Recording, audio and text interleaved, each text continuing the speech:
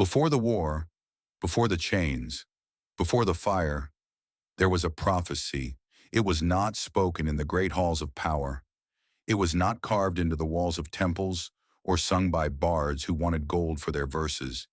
It did not travel the roads in the mouths of scholars. It was whispered by an old woman on a hill that no longer existed to a sky that was listening. The beast that cannot be broken will be stilled only by the one who does not try. No one heard it. No one wrote it down. No one thought it mattered. But prophecies, real ones, the kind that have been soaking in the bones of the world long before anyone thinks to put words to them, do not require witnesses. They simply wait. They are patient in the way that stone is patient, in the way that deep water is patient. They wait for the exact moment when everything is lined up, when the wrong person walks through the wrong door at the wrong time, and the world quietly, without fanfare, without thunder, tilts. This is the story of that tilt, of a girl named Mara who was never supposed to be anyone, of a king who was never supposed to feel anything, and of the dragon between them, one eye open, ancient beyond reckoning, carrying a wound that the world had given it and never apologized for. Listen, it begins in darkness, as all true things do. Before we begin, if you love dark Lycan Kings, forbidden mates, and stories that make your heart ache, comment where you are watching from, and subscribe for epic Lycan King romances, where omegas rise, kings fall, and love is never gentle. The Invisible Girl. Her name was Mara. It did not ring. It did not resonate. There was no music in it, no power. Just the tired syllables her mother had pressed to her forehead the morning she was born, in a pack that had already forgotten how to believe in the future. She grew up in a settlement without walls, which is to say, a settlement that had given up. The kind of place where the buildings lean toward each other, not out of affection, but because neither side has the strength to stand alone. The Silvermarsh pack had once been something. Old ones said so, said there was a time the name made other packs step back. That time had gone the way of all proud things. Quietly, without a moment that anyone could point to and say, there is where we lost it. By the time Mara was born, they were a footnote. By the time she was 7, she understood that footprints of the powerful were everywhere, and her pack's name was absent from all of them. By the time she was 14, she had mastered the art of smallness. It is a real art. People do not understand this. They think small people simply fail to grow. They do not see the discipline in it, the constant calculation, the surveillance of one's own volume, the way you learn to enter a room without pushing the air. Mara had learned to walk without sound, to agree without speaking, to eat what was left and be glad for it, to sleep lightly because light sleepers survive. She was not fragile. Fragile things break. Mara had learned to bend so completely that there was nothing left to shatter. When the debts came, and in dying places, the debts always come. The pack elder made an arrangement. The arrangement had a polite name: Palace Employment. It was said with careful eyes and careful voices, with documents pressed under seals that most could not read. Mara could read. She read it, and she folded the knowledge away in the back of her chest, where she stored the other things she was not allowed to say. She was not enslaved. She was not sold. She was simply placed. The Lycan King's palace had need of workers, and Mara had need of a life that was not a slow disappearing. She arrived at the palace gates with 11 other young women and 3 men, all from broken packs, all carrying the same careful blankness on their faces. She recognized it immediately. The expression of someone who has learned that hope costs more than it returns. The palace was immense. It rose from the black earth like something the earth had been trying to say for centuries. Towers that disappeared into cloud. Walls that seemed less built than grown, as if the stone itself had decided one day to become fortress. The gates were iron and old magic, engraved with the sigil of the Lycan throne, a wolf's head with too many teeth, surrounding a crown made of bone. Welcome, said nothing and no one. They were shown to their quarters, small, stone, Cold in the particular way that palaces are cold, as if warmth had been deliberately expelled so that the grandeur could breathe. They were given tasks. Mara was given the floors. She did not complain. She had not complained about anything in years. A complaining required you to believe that someone was listening and that they would do something with what they heard. She scrubbed. She carried. She polished. She woke before dawn and moved through the palace like a current in the still water, present but not disturbing anything. She was good at it, impossibly, miserably, quietly good at it. She learned the palace's geography the way she learned all dangerous things, by memorizing where not to be. She learned which corridors the king used and kept away from them. She learned which guards were cruel and stepped wide of their rounds. She learned which hours were safe and slept only in those hours. And she learned about the East Wing. Everyone learned about the East Wing. And you could not be in the palace for more than a day without learning to feel the wrongness of that direction. A subtle pull on the air, a heaviness that made breathing slightly harder whenever you faced it. The other workers talked about it in hushed voices when no guards were near. Something lives there. The old ones say it's been here since before the king. Don't go anywhere near it. Don't even look at the door. Mara did not intend to look at the door, but 3 months into her service, on a morning that was still technically night, with mop and bucket and the particular loneliness of a person who has been invisible for so long, she started to wonder if she actually exists. She took a wrong turn, and everything changed. The morning everything broke open. She did not intend to be there. That is the honest beginning of it. She had taken the back corridor because the head housekeeper, a severe woman named Uldra, who smelled of vinegar and disappointment, had started her rounds early. Mara had heard the footsteps and slipped sideways into a passage she'd never used, trusting her instincts over her memory. And her instincts had led her here, to a door. It was not like the other doors in the palace. Those doors were carved with lineage and victory, with wolves and stars and the stylized faces of conquered kings. Those doors announced themselves. This door was iron, black and old and covered in runes that Mara did not recognize, and she had studied every written system she could find in every scrap of traded paper or borrowed book that passed through Silvermarsh. These runes were older, pre-literate, the kind that existed before language decided to be precise. They glowed faintly. She told herself it was a trick of the early light. She should turn around. She should absolutely turn around. She was still telling herself this when her hand came to rest on the iron handle. The door swung open without resistance, as if it had been waiting. Beyond it was a corridor she had not seen on any map, and then a vast underground space that should not have fit inside the palace's dimensions. A chamber built like a cathedral without religion, all vertical scale and cold grandeur, with chains as thick as her body descending from the vaulted ceiling and disappearing into the darkness below. And in that darkness, something breathed. The sound came from everywhere and nowhere, low, rhythmic. The sound of lungs the size of rooms expanding and contracting in a sleep so deep it was almost death. Mara stood in the doorway. Every sensible part of her, every fiber of self-preservation she had spent 17 years cultivating, screamed at her to leave. Instead, she stepped forward. The floor was cold stone, and her footstep barely made a sound. The darkness ahead was absolute except for a faint phosphorescent shimmer she couldn't identify. Not fire, not moonlight, not anything she had a name for. She moved deeper. The breathing grew louder, and then her eyes adjusted and she saw. It was there. Her mind did not have a word for what she was seeing, not immediately.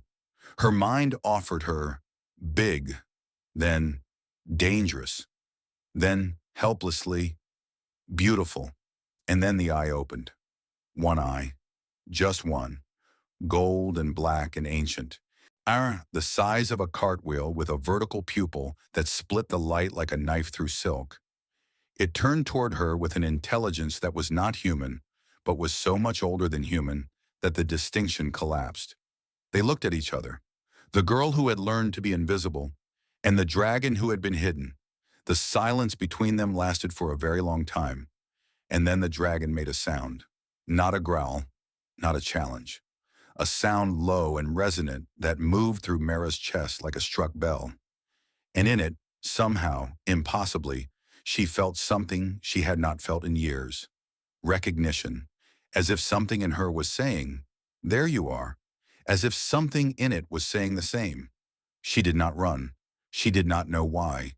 She did not know why she took one step forward and then another, moving toward the thing that should have unmade her, closing the distance between nothing and apocalypse with the calm of someone who has forgotten to be afraid.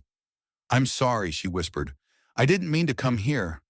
The dragon lowered its head, slowly, carefully, closer, closer, until its breath washed over her, hot and smelling of smoke and something older, something like stone after a lightning strike, until its one vast eye was level with her face and looking at her the way nothing had looked at her in so long she'd forgotten what being seen felt like.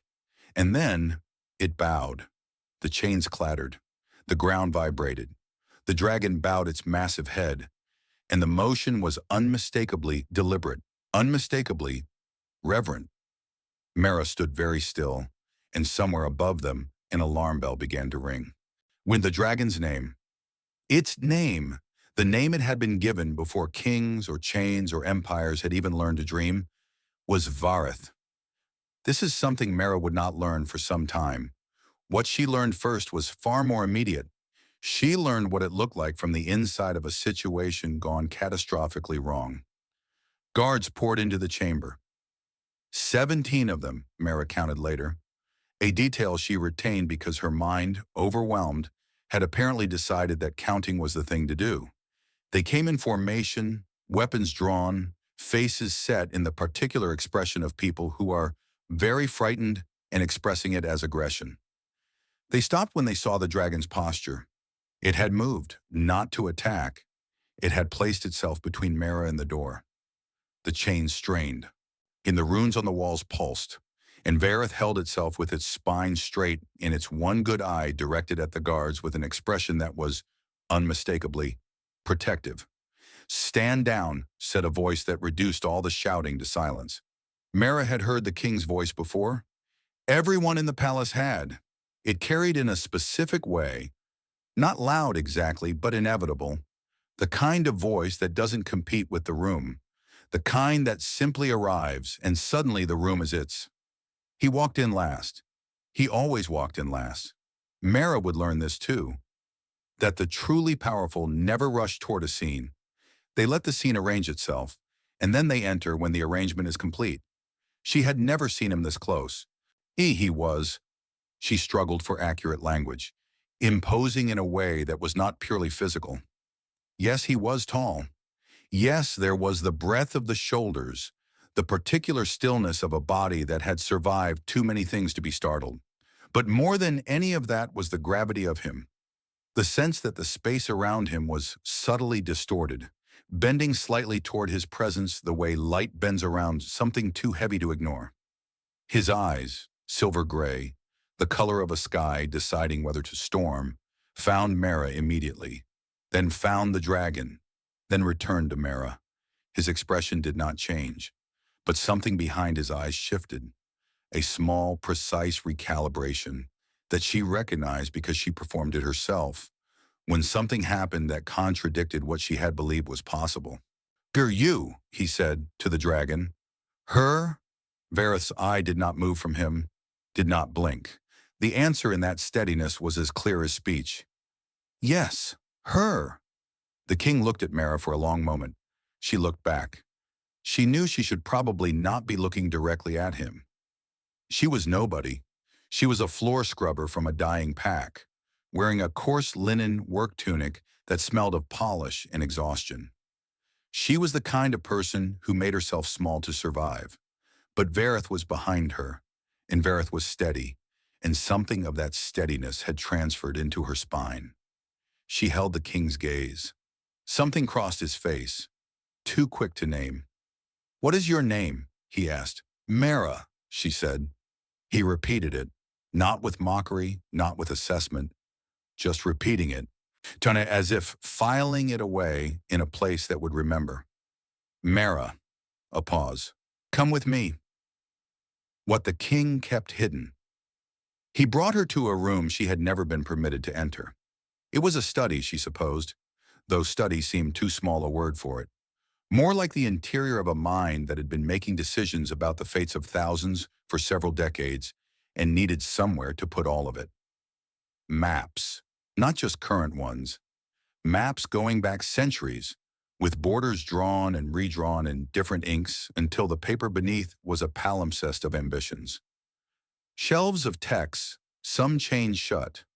A fire that had been burning so long the mantle above it was permanently blackened.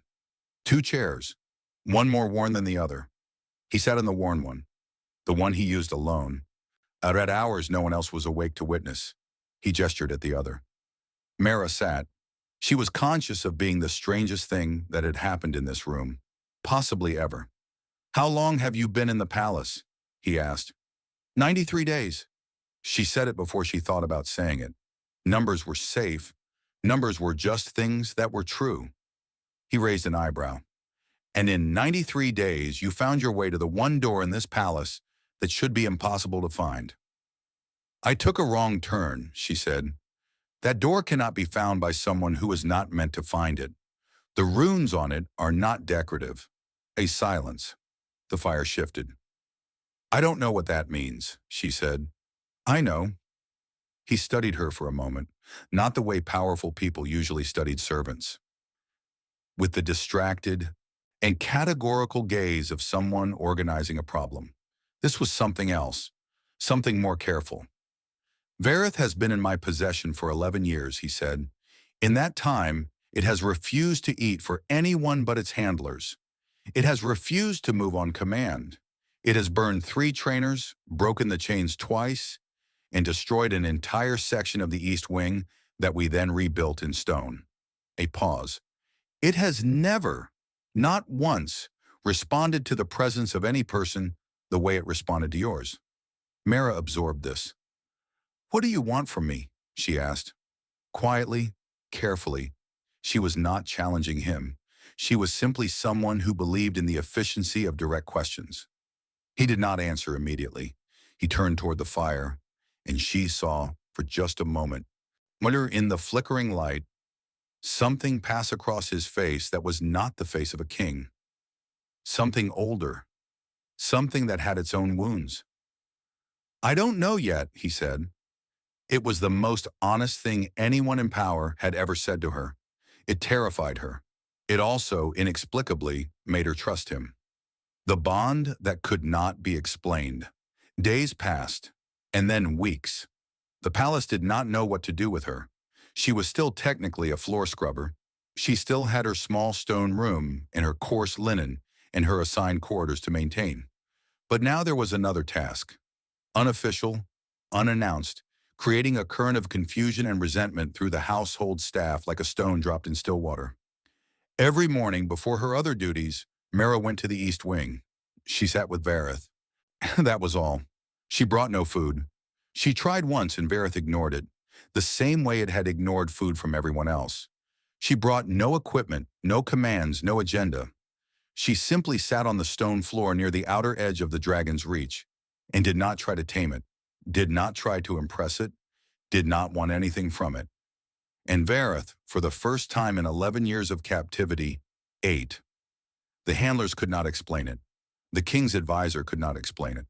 The head trainer, a hard-scarred man who had worked with creatures that broke lesser specialists, watched it happen and went very quiet in the way that experts do when the world demonstrates that it hasn't read their manuals. Mara could not explain it either. Or she just knew that being near Vareth felt like the first time in years she hadn't had to perform smallness.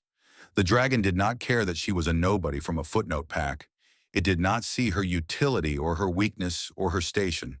It saw her, and whatever it saw, it had decided her. She began to understand in those hours things about Vareth that no one had documented because no one had been allowed close enough to notice. The dragon dreamed, not like animals dreamed. twitching and cycling through the mechanics of chase, but with intention. Mara could feel it sometimes, sitting near the enormous wing, a resonance like the aftermath of a struck chord, like the space between words in a sentence being worked out. Vareth was thinking. About what, she did not know. She also noticed the scar. Up close, it was more devastating than it appeared from a distance. The missing eye had not simply been removed.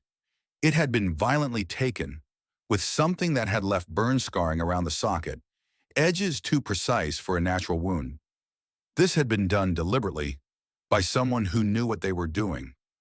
One morning, sitting particularly close, she reached out and very gently, barely touching, let her fingertips rest near the edge of the scar.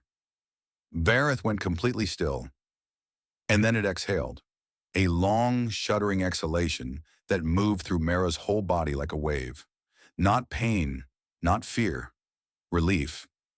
The way something living feels when, after a very long time, someone finally acknowledges the wound. Mara left her hand there for a long time. She did not notice that the king was watching from the doorway. She did not see the thing that moved across his face. She would not have had a word for it. He probably didn't either. The court decides she is a problem. The council convened. This was inevitable. Courts always convene. It is what they do when something has happened that cannot be sorted within existing categories. They gather the people whose job it is to produce categories, and they argue until new ones are built or the old ones are bent to fit. Mara was not present. She was not invited. Her absence was itself a decision about her. She was being discussed as a situation, not consulted as a person. The council room was carved from a single piece of stone, a fact that impressed visitors and was intended to. Around the table sat 7 advisors, not each with a title and an agenda and a history of being right about things that confirmed the importance of people like them. The head of military strategy opened. The dragon is the palace's greatest tactical asset. Its behavior has been erratic for over a decade. A nobody from a peripheral pack has, in a matter of weeks, stabilized it. This is either an extraordinary coincidence or an extraordinary vulnerability. It is both, said the court mystic, who was ancient and had the particular confidence of someone who has been correct about things so long they've stopped expecting to be challenged. Elaborate. The bond is real. Old magic, possibly older than the palace. The girl didn't manufacture it. It was already written. A pause. Which means it cannot be severed without consequence. Consequence for what? For Vareth. Another pause. And I suspect, for us, should we ever need Vareth again. The room processed this. So we keep her, said the chancellor. We keep her, said the head of intelligence, with very clear parameters around her access, her movements, and her allegiances. She's a floor scrubber, said the military strategist. She is, said a voice from the doorway. My concern, not yours. The king had been listening. Of course he had. He walked to the table. He did not sit. Standing, he had the advantage of making everyone else feel slightly below the plane of the important decisions. She stays, he said. Her access to the East Wing remains. The nature of her situation will be reconsidered. A look around the table that invited no argument. She is not a liability. She is an asset we didn't know we had. A silence. With respect, said the head of intelligence carefully, assets can be leveraged against us. The king looked at him for a long moment. Then our job, he said, is to make sure that doesn't happen. He left. The council sat with the shape of what had not been said, that in the years of his reign, they had never heard him describe anything as a concern of his own rather than the palaces, the kingdoms, the strategies. That distinction was small and vast. What the visions showed her. It started 6 weeks in. She was sitting with Vareth, closer now than she'd ever been, her back against the dragon's side, feeling the massive heat of it. Should the slow hydraulic breathing when it happened. One moment, the chamber, the stone, the chains, the next, fire. Not the fire of torches or hearths, the fire of wide-scale destruction, the kind that moves through forests and cities without preference, taking everything and finding the indiscriminate mercy of complete annihilation. A landscape she didn't recognize, and in it, screaming. And then Vareth, younger, freer, wings spread against a sky that was not the sky, with both eyes open. Both in the sight of that stopped her breathing, because she had never seen Vareth with two eyes, and the completeness of it was almost unbearable to look at. And then, chains, first on the ground, then in the air. Then, with the particular violence of something utterly precise, the eye, she came back to herself gasping. Vareth's eye was on her, unblinking, waiting. "You showed me that," she breathed, not a question. The rumble in the dragon's chest, low, acknowledgement. "Who did it?" she asked. She knew she was asking a creature who could not answer in words. She asked anyway, and the vision shifted, younger this time, a face still learning its angles, but already carrying the architecture of the man it would become, standing in a field, and Vareth descending, wounded, but not yet fully wounded, and the young man raising his hand, not in violence, in command, and the chains following. Because Vareth in that moment had submitted, not to strength, to desperation. Vareth had been mortally wounded elsewhere, and this boy had offered something, survival, safety, well, with a bitter arithmetic of the chain over the certainty of death in the open. The eye had been taken later, by someone else, someone who wanted to ensure that the dragon could never fly in the darkness. Mara was still sitting with this, with the staggering weight of it, the centuries of it, when she heard him. "You've seen it." The king was in the doorway, not asking, knowing. "You took it," she said. She had meant to phrase it differently. She had meant to be careful. He did not deny it. He walked into the chamber and stood at a distance from Vareth that was habit, she realized. Maintained not from fear, but from an old respect, or something that had been respect before it became complicated. "It was dying," he said. "When I found it, it was dying in a valley 3 days from any civilization. Why a creature that powerful? I couldn't leave it. You chained it. I kept it alive." A long silence. "The eye," she said. His jaw tightened. "Not me. An enemy. During the siege of the 3rd year, they had a weapon specifically designed for it. I lost 600 soldiers trying to prevent it." Mara looked at him. He looked back. And she was doing the things she had learned not to do. She was revising her understanding of him. Because that was dangerous. That was the most dangerous thing you could do with a powerful person. You could not afford to find them complicated. But Vareth was leaning its great head against her shoulder. And the king was watching, and his face had the expression of a man looking at something he had wanted for a very long time and could not name. Not the dragon, the peace. So the slow architecture of trust. He began visiting the East Wing, not for Vareth, or not only for Vareth. He would arrive in the hour before the palace woke, the way she did, and he would stand at the far edge of the chamber and watch her sit with the dragon. Not speaking, not requiring, just present. Eventually, Mara stopped pretending she didn't know he was there. "You could sit down," she said one morning. A pause. "I don't want to disturb it," he said. "It's been looking at you for 20 minutes, she said. "If it wanted to disturb you, it already would have." Another pause. He sat, not close, not initially, on the stone floor, back against the wall, at a distance that was technically still the perimeter, but present. Vareth watched him for a long moment, then looked away, which, when in the vocabulary they were building, she and the dragon, meant acceptable. "Proceed." They sat in silence for a long time. "Why does it trust you?" he said finally. She thought about this seriously because he had asked it seriously, not as a challenge or an interrogation, as a genuine question from someone who had been trying to understand something for a long time. "I didn't want anything from it," she said. He was quiet. "When I came in that first morning, I wasn't trying to tame it or use it or prove something to it. I was just There, in the same room, scared but not performing anything about being scared. You were scared. It's a dragon, she said. It's enormous and it has one eye, and it was looking at me like it could see everything I'd ever hidden. A pause, then, unexpectedly. Yes. She looked at him. That's what it does, he said. I've watched it look at people that way. Most of them run. I know, she said, but running felt wrong, like the wrong answer to an important question. He turned to look at Vareth. The dragon's eye was closed. Its breathing was slow. The massive chest rose and fell, and in the dim warmth of the chamber it was almost peaceful. It hasn't been like this, he said quietly, in 11 years.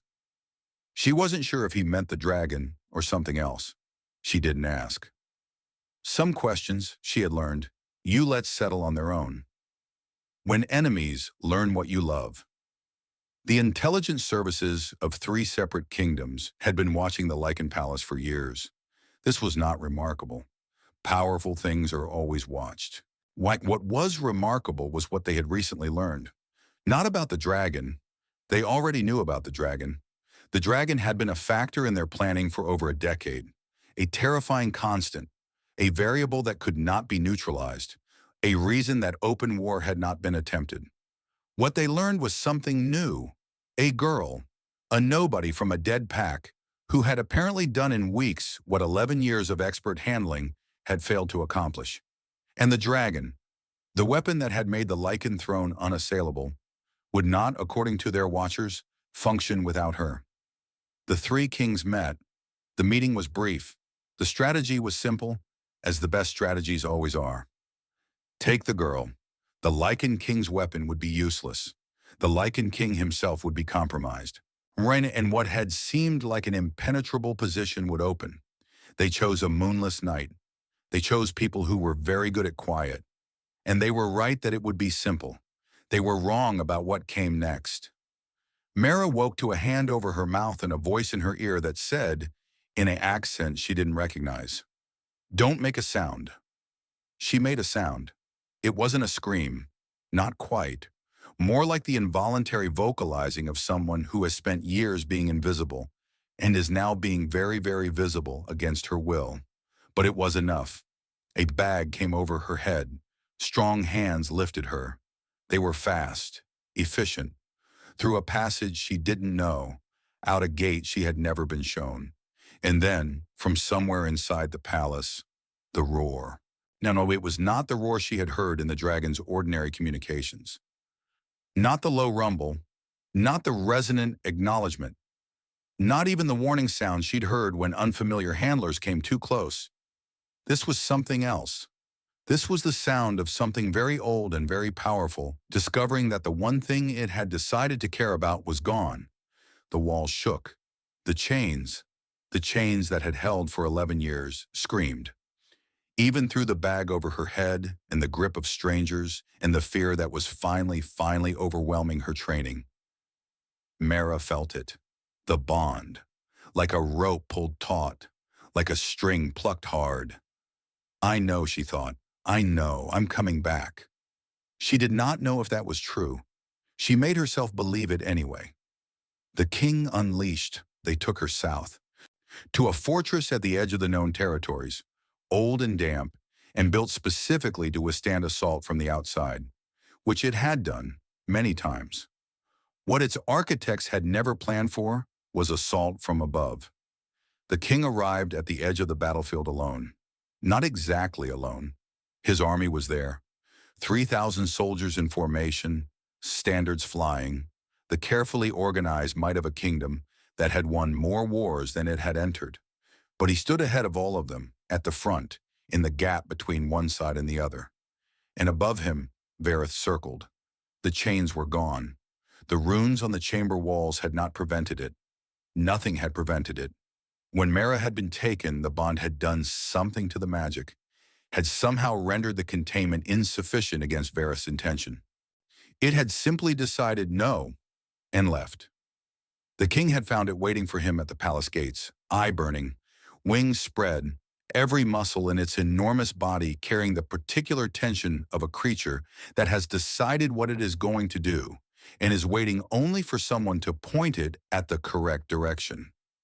He had climbed onto its back for the first time, 11 years, and it had never allowed anyone on its back. Today it was still, because they wanted the same thing. Now he stood at the fortress gate, and the defenders on the walls looked at the dragon circling overhead, and the army behind him, and the king in front. And the calculation they were performing was very visible on their faces. "Return her," he said. His voice carried, it always carried. "Return her. Walk away from this alliance. And I will remember that wisdom when the accounts are settled." A long silence. An arrow came from the wall. It missed him. He turned and looked at Vareth. "Find her," he said. And Vareth, who had been waiting, who had been containing its fury with the extraordinary discipline of something that understood collateral damage, that had learned over centuries that fire indiscriminate is fire wasted, folded its wings and dove. It did not burn the fortress. It was more precise than that. It found the room where Mara was held. A room in a courtyard, small and locked, with a single guard who took one look at what was descending toward him and made a decision about his career. And it landed, and it waited. Mara heard the impact, felt the floor shake, recognized the vibration in her chest. Vareth. Or she went to the door. It opened from outside, and was about to begin the process of something desperate and probably futile when the door exploded off its hinges. Beyond it was the king. Behind him was Vareth, both breathing hard, both looking at her with the same expression. If a dragon can be said to have expressions, and Mara was by now fully convinced that it could. Relief. She stood in the doorway. She was bruised and exhausted, and her hands were still raw from where the rope had been. She was not, by any objective measure, impressive. The king crossed the distance between them. He put his hands on her face, carefully, the way someone handles something that they are afraid they may have broken by not being careful enough sooner. "Are you hurt?" he said. "I'm fine," she said. "Don't," he started. "For what I'm fine," she said again. And then, because she was very tired and very frightened and had recently decided she was done with smallness, "You came." "Yes," he said. "You came yourself." He looked at her for a moment, and the thing on his face was not the thing of a king retrieving an asset. "Yes," he said again, quietly, like a confession. The war's ending. And what remained? The war, only if it could be called a war, for something so brief and so decisive, lasted 11 days. The Three-Kingdom Alliance, which had seemed unassailable on paper, had been built on the assumption that removing Mara would remove Vareth. They had been wrong in a way that is instructive. They had not understood that the bond was not a leash. It was not a mechanism of control. It was something older, a recognition, a choosing. And a dragon that is chosen freely is not a weapon. It is something far more dangerous. It is an ally. The Three-Kingdom Alliance surrendered on the 9th day. The terms were negotiated on the 10th. On the 11th day, Mara stood at the high window of the king's study and watched the last of the enemy banners come down, and she thought about smallness and what she was done with. The king came to stand beside her. They were quiet for a while. They had become, over these months, people who could be quiet together without it requiring explanation. "What happens now?" she asked. He was quiet for a moment. "The palace needs a new position," he said carefully. "Something that has not existed before. A bondkeeper." Another pause. "Vareth's companion officially, with attendant authority over anything that concerns Vareth's care, movement, and deployment." Mara looked at him. "That's a real position," she said. "Not a convenient arrangement." "Yes." "With a title." "Yes." "And I would report to me," he said. Then, "Only me." A long silence. Outside, the last banner fell. "Why?" she asked. And she was not asking about the position, or not only about the position. He turned to look at her fully.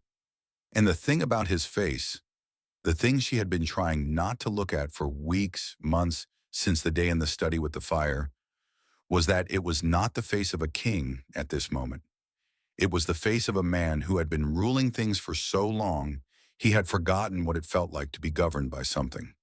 Because you are not a weakness, he said. And then, and quieter, because losing you was the only thing in 11 years of war that made me afraid. Mara absorbed this. She thought about the girl who had carried a bucket through a corridor she was not supposed to use, the girl who had not run, the girl who had put her hand near a scar and felt relief that was not hers. She thought about what it meant to be seen, and then she said, "I'll take the position." A pause. "And the other thing," she added, not quite looking at him, "we can figure that out too." The sound that came from him was not a laugh exactly, but it was close. The closest thing she had heard from him to the sound of someone who has, against all their planning, found themselves relieved. What Vareth knew. There are things the dragon knew that no one else did. It knew the smell of the world before humans had learned to build fires. It knew the temperature of the deep air above the clouds, where other creatures could not breathe. It knew what the earth sounded like when it shifted. Not the earthquakes that humans felt, but the slow tectonic conversations that took 1,000 years between words. It knew that the bond with Mara was not an accident. It had known her before. Not this version of her, not this specific body and name and history, but the thing behind the eyes, the particular configuration of spirit. Dragons live long enough to recognize a soul across its iterations, the way you might recognize a melody played in a different key. And it knew, had known for 11 years from its chamber in the East Wing, that she was coming. It had been waiting. And it knew something else, something it had not yet found a way to communicate, about the eye, about where it was, about what happened when the part of a dragon that was taken was not destroyed, but kept, about what it meant that something, somewhere, was tending to it, keeping it alive. The dragon lay in its chamber and breathed, and in the dark behind its single eye, it dreamed of the coming reckoning, peace, and what lives beneath it. The years of peace were real. Let this be said, they were not performed. They were not the kind of peace that exists only because the war is taking a breath. They were genuine. The Lycan territories expanded not through conquest, but through negotiation. The alliances held, the borders stabilized. Mara grew into her position. And more precisely, she grew into herself. The person who had learned smallness had not disappeared. She had simply expanded to fill available space, which turned out to be considerable. The advisors who had called her a liability learned to present their arguments differently in rooms where she was present. Not because she demanded it, but because she had a disconcerting habit of asking the one question that unraveled whatever they had built. The head of military strategy called her quietly catastrophic, which she took as a compliment. She worked closely with the king. She was honest with herself that this arrangement had become something more than professional. She was equally honest that unpacking it further felt like standing at the edge of something vast and choosing not to look down. He was not easy. He had spent too long governing things to stop doing it. He had a tendency to make decisions at the speed of emergency even in peace, to assume he knew the answer before the question was finished. She pushed back. He, slowly, with visible effort, learned to pause. It was not love exactly, not the way it appeared in the scrolls she'd read. It was more fundamental than that. It was two people who had both learned to survive by not needing anything, discovering that they had started to need something, and finding it less terrifying than expected. Vareth, for its part, appeared to approve. The dragon was not unchained. That remained a matter of ongoing, complicated negotiation with the court mystic and the questions of ancient magic that could not simply be rescinded. But the quality of the chains changed, lighter, more symbolic. And the east wing was renovated. The stone floor heated, the ceiling opened on one side to allow the wing to feel the air. A dignified captivity working towards something else. Mara spent hours there, and increasingly, the king did too. 3 years into the peace, she found him one morning sitting directly beside the dragon. Beside, not at the respectful perimeter. with his back against Vareth's flank and a stack of administrative documents across his knees, reading peacefully while the dragon slept around him. She stopped in the doorway. He looked up. He did not look embarrassed. He had not looked embarrassed about anything in her presence for a long time. "It's warm," he said. "I know," she said. She sat across from him, and they worked in comfortable silence in the dragon's warmth while the peace held and the years accumulated. And Mara thought, sometimes in the quietest moments, that she might be happy. She almost let herself believe it. And then, something changed in Vareth. Nothing dramatic at first. A new quality to the dreaming. A tension in the great body that was not there before. The eye opened more frequently, and when open, directed not at the chamber, not at Mara, but at the ground, below, as if listening to something underground, as if something underground was speaking. The eye that was kept it began with the ground in the deep territories, the regions east of east, past the mapped lands and the unmapped ones, and past the edges of the world that anyone alive had bothered to name, had been doing something that had no geological explanation. Warming, not at the surface, deep. The kind of warmth that doesn't come from the sun or from underground fire, but from something else, something with intention behind it. The first reports were from traders, then from the border patrols, then from the quiet network the intelligence service maintained, the people who reported on things that didn't fit any existing category. "Something is waking up," the reports said, in their careful language. "We don't know what, we don't know where, but something very old has been sleeping, and it is beginning to remember that it is awake." Mara read them, and she went to Vareth. The dragon was not sleeping. It had not slept properly in 3 weeks.